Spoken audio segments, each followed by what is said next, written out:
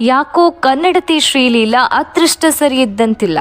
ಟಾಲಿವುಡ್ನ ಭವಿಷ್ಯದ ತಾರೆ ಎಂಬ ಹಣೆಪಟ್ಟಿಯೊಂದಿಗೆ ಬ್ಯಾಕ್ ಟು ಬ್ಯಾಕ್ ತೆಲುಗು ಚಿತ್ರಗಳನ್ನು ಸೈನ್ ಮಾಡಿದ್ದ ಶ್ರೀಲೀಲಾ ಈಗ ಬ್ಯಾಕ್ ಟು ಬ್ಯಾಕ್ ಸೋಲುಗಳನ್ನು ಎದುರಿಸ್ತಾ ಇದ್ದಾರೆ. ಈ ವರ್ಷ ಶ್ರೀಲೀಲಾ ಅಭಿನಯದ 4 ತೆಲುಗು ಚಿತ್ರಗಳು ಬಿಡುಗಡೆಯಾಗಿದೆ. 4ಕ್ಕೆ 4 ಬಾಕ್ಸ್ ಆಫೀಸ್ನಲ್ಲಿ ದೊಡ್ಡ ಸದ್ದು ಮಾಡುವುದರಲ್ಲಿ ಸೋತಿದೆ. ಕೆಲವು ತಿಂಗಳ ಹಿಂದೆ ರಾಮ್ ಪೋತಿನೇನಿ ಅಭಿನಯದ ಸ್ಕಂದ ಬಿಡುಗಡೆಯಾಯಿತು. ಭಾರಿ ನಿರೀಕ್ಷೆಗಳನ್ನು ಹುಟ್ಟುಹಾಕಿದ್ದ ಈ ಚಿತ್ರ ಬಾಕ್ಸ್ ಆಫೀಸ್ನಲ್ಲಿ ಟೂಸ್ ಸೇರಿತು. ನಂತರ ಭಗವಂತ ಕೇಸರಿ, ಆದಿಕೇಶವ ಮತ್ತು ಎಕ್ಸ್ಟ್ರಾರ್ಡಿನರಿ ಮ್ಯಾನ್ ಚಿತ್ರಗಳು ಬಿಡುಗಡೆಯಾದವು.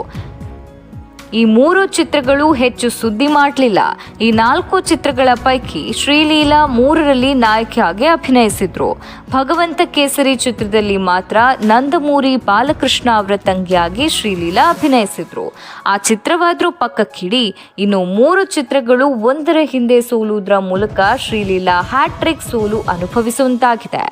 ಭವಿಷ್ಯದ ತಾರೆ ಎಂದು ಮೆರೆಸಿದ ತೆಲುಗು ಮೀಡಿಯಾ ಈಗ ಶ್ರೀಲೀಲಾ ಅವರ ಬ್ಯಾಕ್ ಟು ಬ್ಯಾಕ್ ಸೋಲುಗಳ ಬಗ್ಗೆ ಬರೀತಾ ಇವೆ.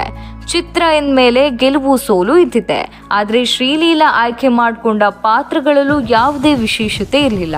ಎಲ್ಲವೂ ಒಂದೇ ಥರದ ರೆಗ್ಯುಲರ್ ಆಗಿದ್ವು ಎಂದು ಹೇಳಲಾಗ್ತಾ ಇದೆ. ಹೀಗೆ ಸತತ ಸೋಲುಗಳಿಂದ ಶ್ರೀಲೀಲಾ ಕಂಗೆಟ್ಟಿದ್ದರೂ ಭವಿಷ್ಯದ ಬಗ್ಗೆ ಆಶಾಭಾವನೆ ಹೊಂದಿದ್ದಾರೆ.